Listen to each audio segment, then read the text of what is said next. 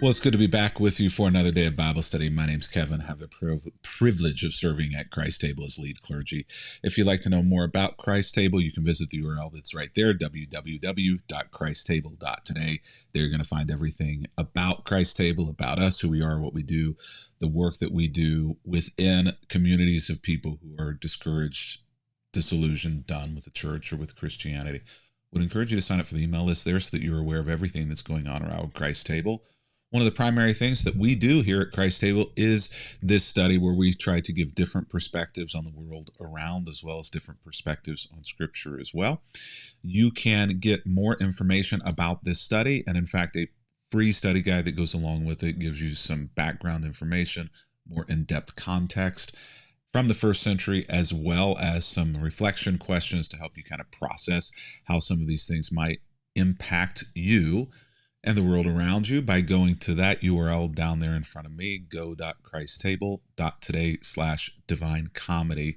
If you would like a printed copy of the PDF that is right there at that URL, you can click on the button there on that site that says Get the Box. We have a box of resources that we'd love to send to you that includes that curriculum and also helps you take the study a little bit further, helps us because it helps fund these studies.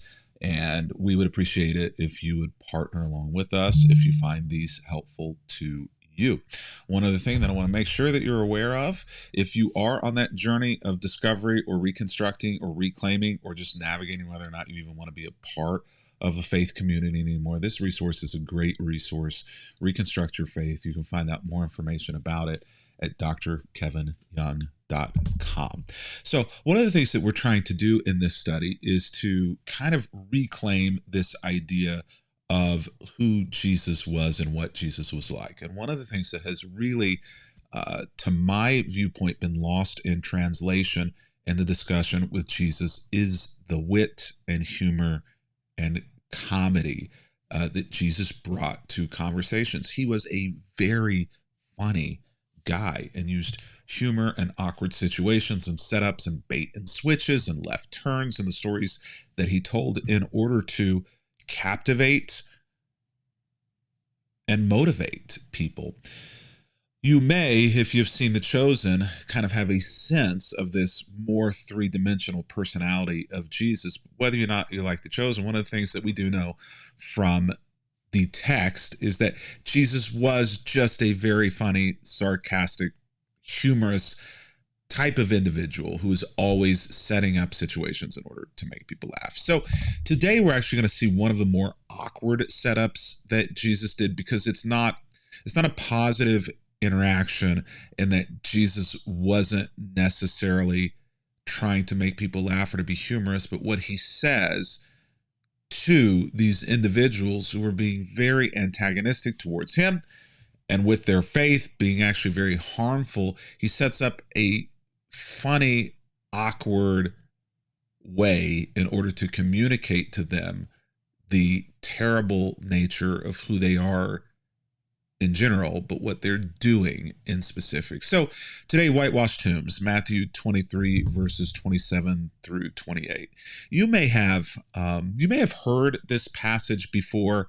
It never really came into view tangibly for me until a couple of moments in my journey where I had the opportunity to kind of see this firsthand. One of them was actually a couple of months ago, and I've talked about this a little bit, I think, on Sundays. I don't know if I've talked about it in Bible study, but had the opportunity to go back to where all of my family roots are in Appalachia, Eastern Kentucky.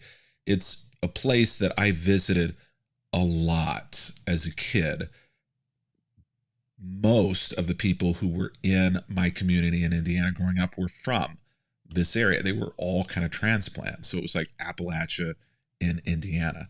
But it'd been over a decade. It'd been a very long time since I had been there, almost 20 years since I'd been there. And so There is a family cemetery in the middle of nowhere, Appalachia. You would never find it accidentally. You have to know how to get there.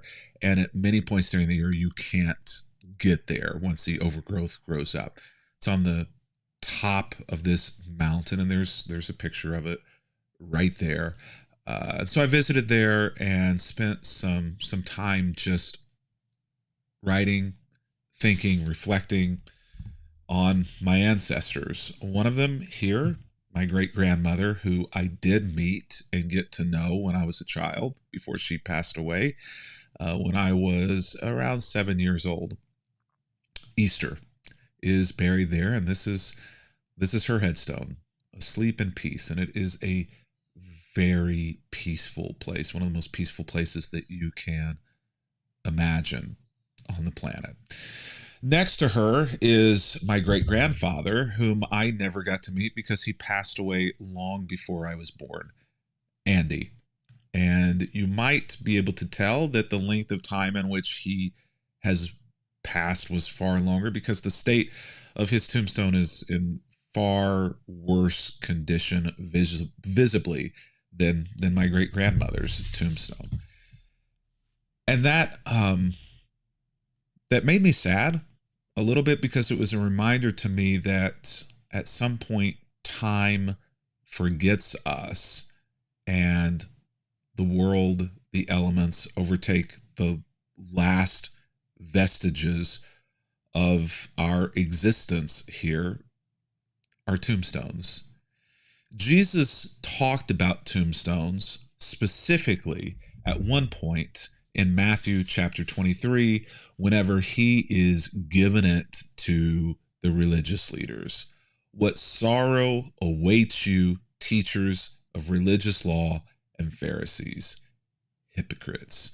Jesus actually says that line 7 or 8 times in this passage. One of the things that Jesus cannot abide from religious leaders, especially those who try to speak to others on behalf of God as to how they should live, Jesus has zero tolerance for hypocrisy. And that comes out in a lot of his interactions with the religious teachers of the law and the Pharisees. For you are like whitewashed tombs, beautiful on the outside, but filled on the inside with people's dead bones and all sorts of impurities. Outwardly, you look righteous, but inwardly, your hearts are filled with hypocrisy and lawlessness. Many of us have experienced this, right, in church and in religious contexts with Christians. In fact, for many of us, this is the reason why we have an uneasy relationship with Christianity or with church, or maybe no relationship with Christianity or with church, is because of this idea that people looked one way on the outside, but lived and thought very differently on the inside. You might say that they were two-faced. You might say that they put on a show. Or you might say, as Jesus said, that these individuals were hypocrites.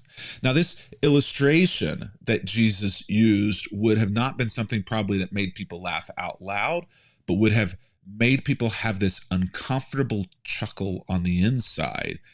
Now, if you didn't like the religious teachers and the Pharisees and the keepers of the law, then you might have actually laughed at them being referred to in this way by Jesus, that somebody just was like, they just said it. One of the things that is very common in Appalachia, in the hills, is that people are just gonna tell it like it is. They're just gonna say what they think. You deal with it, move on.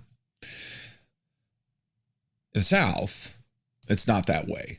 They'll still communicate what they think or believe about you, but they're going to do it in a way that is not so abrasive and confrontational.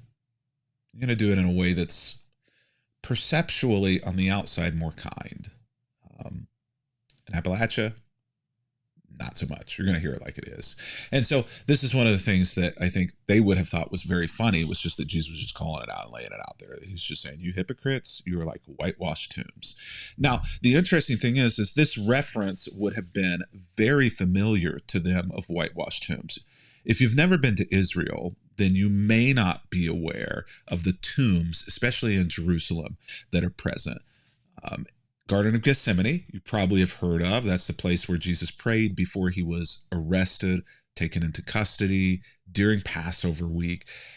Right next to, literally, the Garden of Gethsemane is this massive, expansive, further than the eye can see cemetery that is filled with row after row after row after row of graves. Now, these graves there are not in the ground. Essentially, they are above ground. They're boxes that the lid would come off of. That person would be put inside after they'd passed, and then the stone would be put back on top of it. Everybody wants to be buried on the Mount of Olives.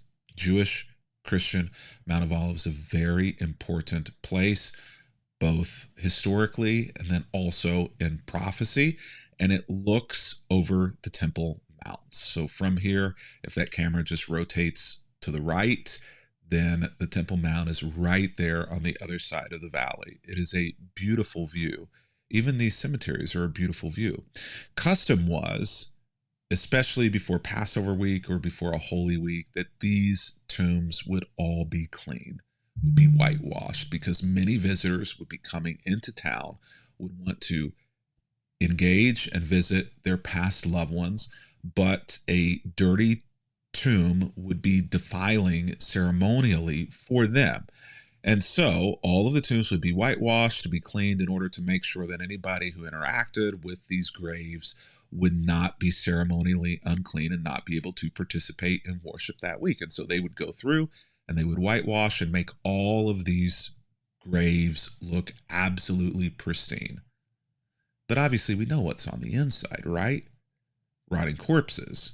And here, the rotting corpses are just simply put on top of the older rotting corpses. So depending on how often somebody in your family passes, your body is being thrown in there on top of another rotting corpse. It's on top of another rotting corpse that's on top of another rotting corpse that's on top of, at some point, just bones and probably eventually just dust. Ashes to ashes and dust to dust. So whenever Jesus makes this statement of whitewashed tombs, that would have been where all of their minds immediately went, was to that place or to that process of cleaning up the graves to make them presentable and clean and pure. Everybody knowing that what was on the inside of those graves was not clean and was not pure, was putrid, was disgusting, was smelly, was gross, was not something that anybody wanted to interact with. Beautiful on the outside, but rotting on the inside. This juxtaposition of beauty and rot, of something that is pretty and gorgeous and pristine versus something that is decaying, disgusting, gross, nasty, putrid. This is the image that Jesus is communicating here. Hypocrites. You dress everything up on the outside for you as though you are perfect and everything is good and you've got it all together and that everybody should look to you as an example, but on the inside, you're a rotting corpse of nasty, putrid grossness. Stinky, disgusting, bloated, dead. Bleh. That image, humorous, but also extremely powerful. It's been good to be with you today. Looking forward to being back with you tomorrow as we continue on this study of Divine Comedy. Until that time, though, make sure that you visit the URL go.christstable.today/divinecomedy if you've not already, in order to go deeper into this study today. But until tomorrow,